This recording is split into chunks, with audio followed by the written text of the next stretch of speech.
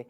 Pero bueno, hoy vamos a hablar del estado de excepción del toque de queda, que está causando bastante polémica. Ya lo conoció el Senado y ahora tendrá que ir a la Cámara de Diputados y vamos a ver si será aprobado. Pero hay muchas voces en contra. Por eso decidimos escuchar a los médicos, a los especialistas, especialmente epidemiólogos y neumólogos. Hoy tenemos dos estrellas con nosotros. Buenas noches, Ernesto Guerrero, epidemiólogo, bienvenido, e Ibelicia Costa, neumóloga y presidenta de la Sociedad de Neumología. Gracias por estar con nosotros en el día de hoy. Dos de las especialidades involucradas en la pandemia, como decía yo anteriormente, o sea, de las importantes para la pandemia. Y por eso los llamamos, porque queremos respuestas. ¿Es necesaria una prórroga en el estado de emergencia y del toque de queda?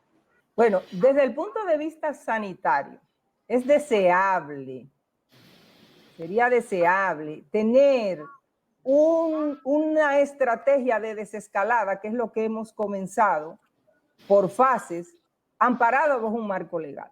Ahora, eso no solamente es el asidero de esa desescalada. Esa estrategia tenía que venir siendo acompañada de una campaña fuerte de promoción, de sensibilización, que lograra que la población asumiera un compromiso para llevar las actividades de cada una de las fases.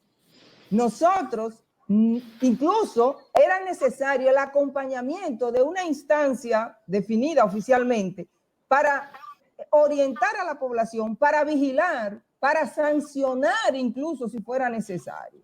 Pero ¿qué es lo que hemos visto? Por las razones que no vienen a cuento ahora a discutir, la gente desde antes de la desescalada se tiró a la calle. Y se tiró a la calle no en las mejores condiciones. Se tiró a la calle con poca protección. Entendemos que por desconocimiento. Entonces, de lo que se trata es precisamente de decir qué vamos a hacer ya en un momento que el país vive con el virus, que tenemos una epidemia en curso, que aquí no podemos decir que lo estamos superando, no, es que tenemos que educar y crear conciencia a vivir con la amenaza. Entonces, esto no es de que si te doy la prórroga, no, es que eso no trabaja aislado.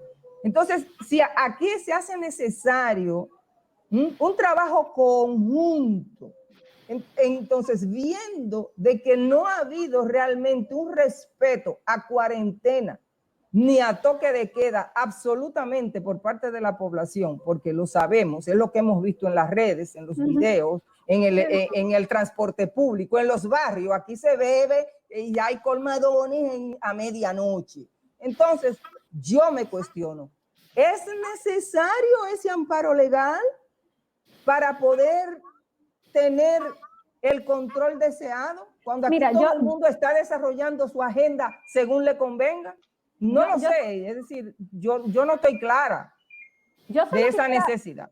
Yo quisiera plantearle la pregunta de una manera distinta, Ernesto, ya que es epidemiólogo. Con los indicadores que tenemos hoy, Ernesto, ¿cómo ha ido evolucionando la pandemia en República Dominicana hasta este momento? ¿Se hace necesario el toque de queda, el estado de emergencia? Porque hay una realidad y es que no hemos tenido una situación como otros países. Aquí no ha habido muertes en masa como en otros lugares.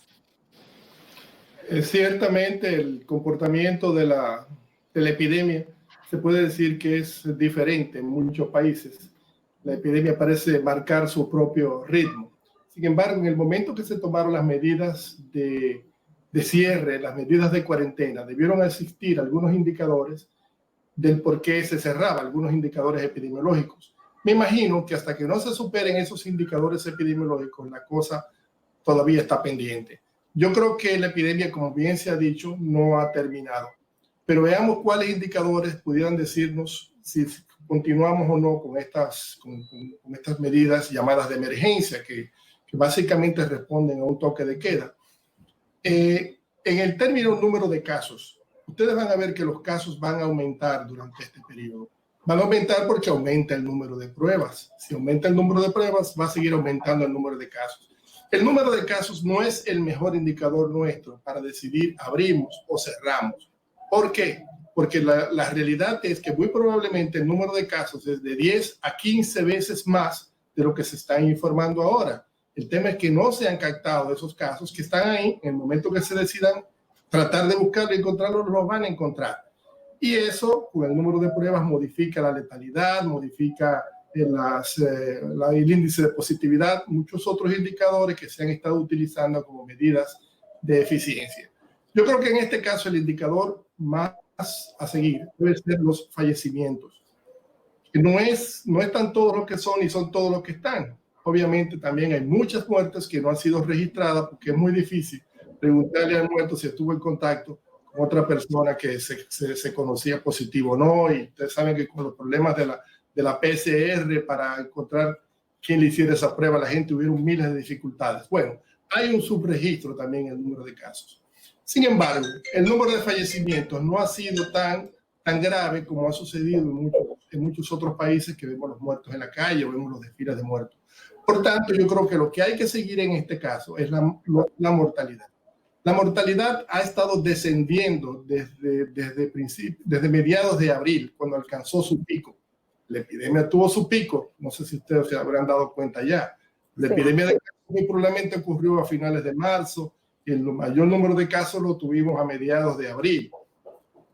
Entonces, a partir de esa fecha, el número de casos ha venido descendiendo y eso creo que debe ser el principal marcador para nosotros. Es interesante, es interesante eso que acabas de decir del pico, porque todo el tiempo hemos estado observando la curva de contagio como que es la que nos indica cuál es el pico, y los dominicanos dicen, pero ¿y entonces cuándo es que va a llegar el pico? Porque nosotros siempre seguimos subiendo, ya son 20,000, lógico, y van a seguir subiendo. Entonces, lo que ha determinado realmente la cantidad de personas contagiadas por la cantidad de personas afectadas y necesitadas de hospitalización y de UCI, es ese último indicador. Ese es el que nos dijo cuándo realmente en República Dominicana hubo un pico.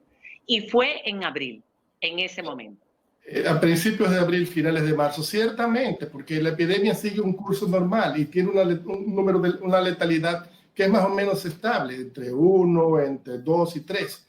Pero los que se dedican a hacer proyecciones utilizando ese indicador de mortalidad, si es 1 o 2 en cada 100, y con otras variables más que introducen allí, nos pueden predecir exactamente cuál es el número de casos que existe en un determinado momento en la población. Los casos que nosotros hemos captado es solamente un mínimo del total de casos que se han producido. Y un indicador que nos dice eso es el índice de positividad. Es como que tú tiras una red, tú tiras tu red y fíjate, de cada 4 pruebas encontré uno. Pero ¿será verdad que el 25% de la población estaba contagiada en ese momento? No, es que ha sido muy selectivo. Al momento de tú aumentar las pruebas, vas a encontrar entonces muchos otros más en menos proporción, quizás ya no el 25%, quizás el 10% menos.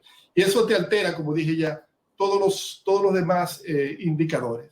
Pero el número de fallecimientos yo diría, y obviamente la disponibilidad de camas, de UCI, esas cosas son las que son realmente válidas para nosotros decir, bueno, estamos próximo a un nuevo brote, a un nuevo rebrote, y eso es lo que prácticamente nosotros deberíamos estar siguiendo en este momento. La epidemia va en descenso, no hay duda. Que probablemente puede haber un rebrote, es probable. ¿Cuándo? No lo sabemos. El rebrote, ¿se puede esperar elecciones o no elecciones? Me lo vas a contestar cuando regresemos después de la pausa y vamos a seguir hablando de diferentes características de la pandemia y, por supuesto, de toque de queda y de todo lo demás. Cuando regresemos, ya volvemos.